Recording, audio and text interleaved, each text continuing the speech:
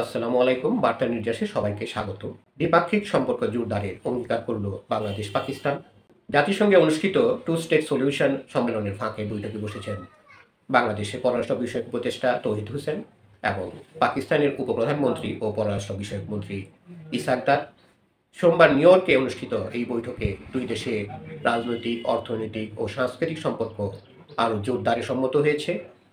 পাকিস্তানের পররাষ্ট্র মন্ত্রণালয়ের বিবৃতিতে বলা হয়, দুই দেশের নেতারা দ্বিপাক্ষিক সম্পর্ক পর্যালোচনা করেছেন এবং পারস্পরিক সহযোগিতা জোরদারে তাদের প্রতিশ্রুতি পুনর্ব্যক্ত করেছেন। এছাড়া শীঘ্রই উচ্চ পর্যায়ের সফর বিনিময়ের মাধ্যমে যোগাযোগ ও মানুষে মানুষের সম্পর্ক বৃদ্ধির বিষয়েও একমত হয়েছেন তারা। 2024 সালের আগস্টে শেখ হাসিনার নেতৃত্বাধীন সরকারের পতনের পর থেকে পাকিস্তান ও বাংলাদেশের মধ্যকার সম্পর্ক বরফ গলতে শুরু করে।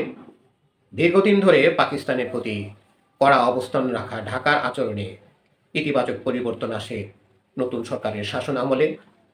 ফলে দুই মুসলিম সংখ্যাগরিষ্ঠ দক্ষিণ এশীয় দেশের মধ্যে বাস্তবমুখী ও অগ্রগতিমূলক সম্পর্ক গড়ে ওঠার সুযোগ তৈরি হয়। এই ধারাবাহিকতায় গত সপ্তাহে পাকিস্তানের স্বরাষ্ট্রমন্ত্রী মোহসেন নাকভি ঢাকায় স্বরাষ্ট্র উপদেষ্টা জাহাঙ্গীর আলম চৌধুরীর সঙ্গে বৈঠক করেন।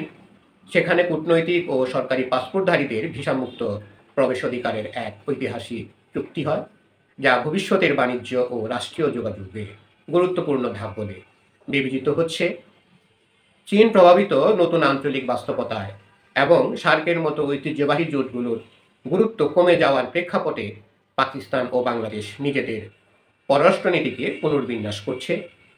উভয় দেশই এখন অতীতের টান পূরণের বাইরে এসে উন্নয়ন, বাণিজ্য ও কৌশলগত স্বায়ত্তশাসনের ভিত্তিতে ইস্যুভিত্তিক সহযোগিতা করার দিকে মনোযোগী হচ্ছে। সম্প্রতি পাকিস্তান তার দক্ষিণ এশীয় প্রতিবেশীদের সঙ্গে নতুনভাবে সম্পর্ক গড়ে তুলতে কূটনৈতিক তৎপরতা জোরদার করেছে। মুসলিম বিশ্বের ঐক্য দৃঢ়করণ এবং আঞ্চলিক কূটনীতিতে ইতিবাচক ভূমিকা রাখাই এর অন্যতম লক্ষ্য। শেখ হাসিনা সরকারের পতনের পর বাংলাদেশ অস্থায়ীভাবে পাকিস্তানে কূটনীতিক ও পণ্যের উপর আরোপিত কিছু বিধিনিষেধ তুলে নিয়েছে, যা দ্বিপাক্ষিক সম্পর্ককে নতুন গতি এনেছে। ধন্যবাদ সবাইকে আমাদের সাথে থাকার জন্য। আমাদের চ্যানেলটির পরবর্তী আপডেট পেতে সাবস্ক্রাইব করে আমাদের সঙ্গেই থাকুন।